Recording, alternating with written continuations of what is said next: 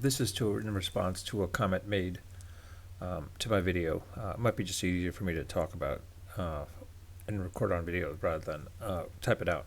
I did try typing out, didn't look like it was conveying my message, just in case. But anyways, um, the comment was based on a video about Twitter employees being fired by Elon Musk, and the comment was basically if you're working in a private company, don't do your job. They pretty much the CEO or boss says that this job or process is wacky, but you say the boss, you're an idiot, and basically the boss has the right to fire you.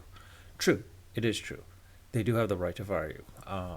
It's just more of a case where like this is a publicly traded company, and this is Elon Musk basically, where he basically went on a public medium to call out pretty much his engineers, the engineers of Twitter, uh, past and present. It seems like about like oh this bloated the system, everything that's there is all bloated and like well it's probably true bloated, who knows, but also at the same time like as far as like all this stuff that's there, it doesn't work. Something's wrong. You guys don't know what you're, or guys don't know what you're. Basically, he's insulting the engineering team of Twitter, past and present, as far as how the system was created and such. And he was saying some stuff like, "Oh, there's 2,000 RPCs, or 20,000 RPCs, whatever it may be, or 10,000 remote call procedures." And this one engineer that happens to be proud of one thing that he did, he says, "No, it's not 1,000 or 10,000, whatever it is. It's about 200 on my end, basically." And Musk is then going back and was like, okay, fine. What are you doing to solve the issue on Android? And the guy's like, well, first off, he's tried to identify the issues basically, and like Musk thinks he knows what the answer is. In reality, he doesn't because he's never done a tracing. He's just assuming that by removing all these remote procedure calls, it'll resolve a bunch of it. But you know what? Let's see what happens. Let's see if you remove all these RPCs, what happens?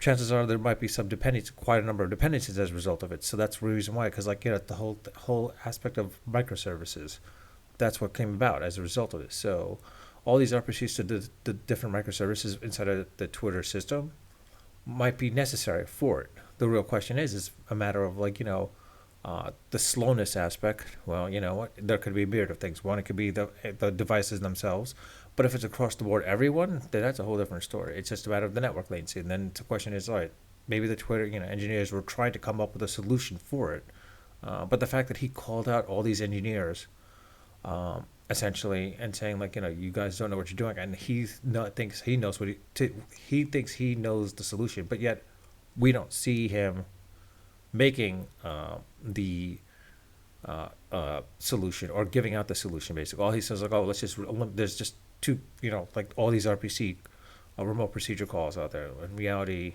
he doesn't know. He never wants to look into that inside the system. He just knows that there's all this stuff out there. Um, did he do any tracing, any logging for that matter, or tracing for that matter, or profiling? I don't think he did. He's just assuming. Otherwise, like, oh yeah, there's just too many. Why would you need all this stuff? Well, in this day and age, it's about microservices, especially in the web-centric world, basically Web 2.0 or Web 3.0, whatever you want to call it. I forgot, honestly. So I think it's more of a case where, like, yeah, if there were issues, I think one, Musk should be dictating it within the company itself and tell each person, tell the heads, figure it out. Let's see what's going on. Make the suggestions and such. You don't have to call out people publicly at that point. It's like if it's a publicly traded company, you might as well make calls like about this whole thing where he's like, oh, hardcore or get out. Because like, well, you be hardcore. How could you do three companies at once? Be a CEO of three companies at once. So that's the reality of it. I'm not taking offense to what you're saying. Basically, you're right. I mean, yeah, if you do call your job, I mean, if you call your boss wacky or basically question him in ways that insults him, yeah, there's no real purpose of doing that in the public forum. But now, if he critiques you, and then then it should be also vice versa at the same time, where you should be able to critique them a little bit too, like open criticism, like a sort of like a peer review. It's like a review, vice versa, basically. It should be allowed at that point too, right? It's more of a case of like it's the culture that was Twitter that you had the ability to critique to upper management as well too. So it's a case where like one, Musk doesn't like to be questioned, it seems, and two, the fact that he was corrected embarrassed Musk, and from Musk's own ego, he doesn't like to be embarrassed. If you come back with them in actual facts, for something that he said. I've rarely ever seen him say that he's been wrong or like, oh, whoops, I'm wrong, sorry. I don't think he's ever retracted from that. I think he's more of like he just doubled down. It's almost like a Trumpian attitude, basically, where if he's wrong, he'll just double down on what he was, going with, basically at that point.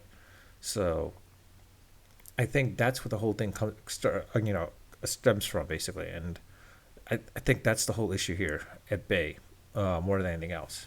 But honestly, you might be right about this. Honestly, because like I don't know, it's I think it's a fine line between the like how much can you openly critique your boss versus taking the criticism they're giving you as well too. But it's a matter of like pride at that point too. It's like for your pride and joy of what you worked on, and then being openly called out publicly from everyone, not just within the company but publicly everywhere, that you're being called out on that. I think you take defense into that for something that was your pride and joy, basically.